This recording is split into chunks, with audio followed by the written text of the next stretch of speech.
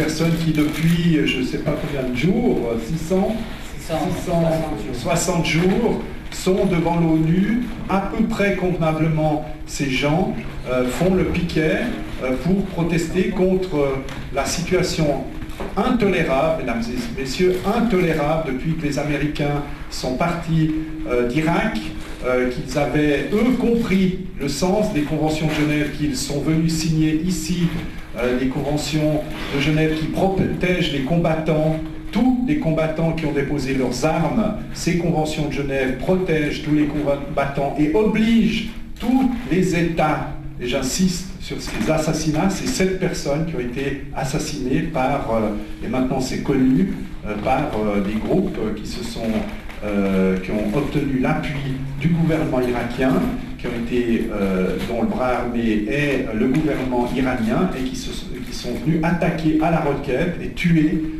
des combattants qui avaient déposé les armes en flagrant délit. Et il faudra bien qu'un jour la Cour pénale internationale se saisisse de cette problématique-là.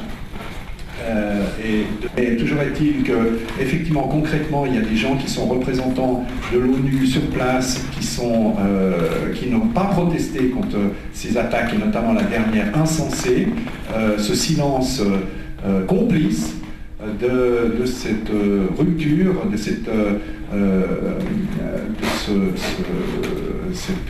négation des conventions de Genève. La nouvelle attaque de missiles sur le camp Liberty est une honte pour les Nations Unies, les États-Unis et les gouvernements européens. Ce n'était pas seulement une attaque contre les habitants de Liberty, mais aussi une attaque contre la Convention de Genève et la Convention sur les réfugiés. Le HCR aurait pu empêcher ce crime s'il avait été pris au sérieux les avertissements répétés à de maintes reprises et avait agi à temps pour annoncer Liberty comme un camp de réfugiés en vertu des lois et règlements du HCR.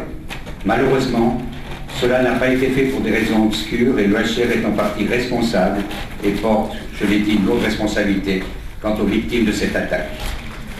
Plus tard, le haut-commissaire pour les réfugiés a condamné l'attaque et a demandé au gouvernement irakien d'en rechercher les auteurs. Cette fois, le haut-commissaire pour les réfugiés est censé agir à temps pour assurer la protection des résidents d'Ashraf par leur retour à Ashraf, du camp Liberty, de sorte qu'il ne soit plus nécessaire de laisser faire, puis exprimer ensuite alors ses condoléances aux familles des victimes. On peut devancer cela maintenant.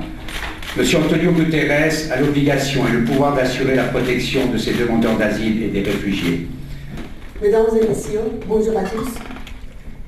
Un danger qui menace mon pays et une vaste région du monde qui va du Moyen-Orient à l'Afrique, et ce danger, c'est le fascisme religieux. C'est lui qui menace la paix et la sécurité dans le monde. Les crimes et la violence des mollahs sont une menace encore plus grande aujourd'hui. Parce que le régime est dans la phase de son renversement. Il reste quelques mois avant l'élection de juin. Les conflits au sommet parfois paralysent le pouvoir.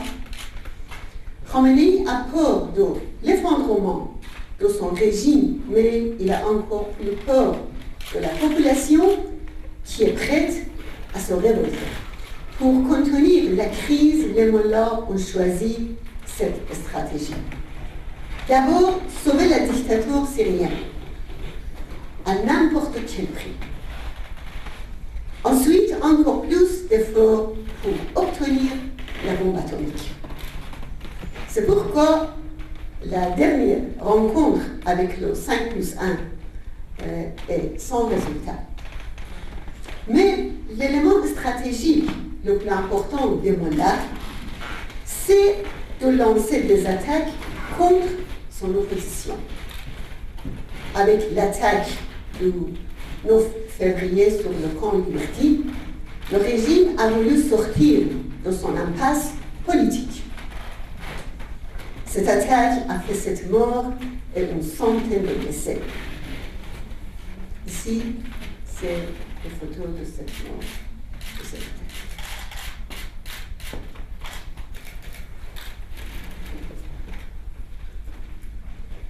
Et vous savez que cette chambre avait protection de HCR aussi.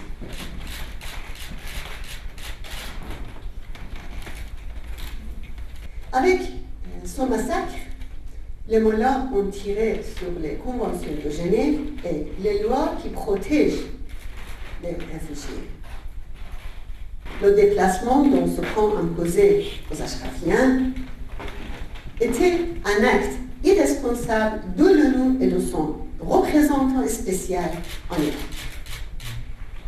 L'ONU a collaboré avec le gouvernement maliki dans ce déplacement forcé d'Ashraf et dans la transformation de Liberty en prison. Malheureusement, le HCR a gardé le silence devant ces mesures illégales. Aujourd'hui, Liberty est menacée par une nouvelle catastrophe humanitaire. Il n'y a pas le minimum de sécurité face à une attaque à la roquette.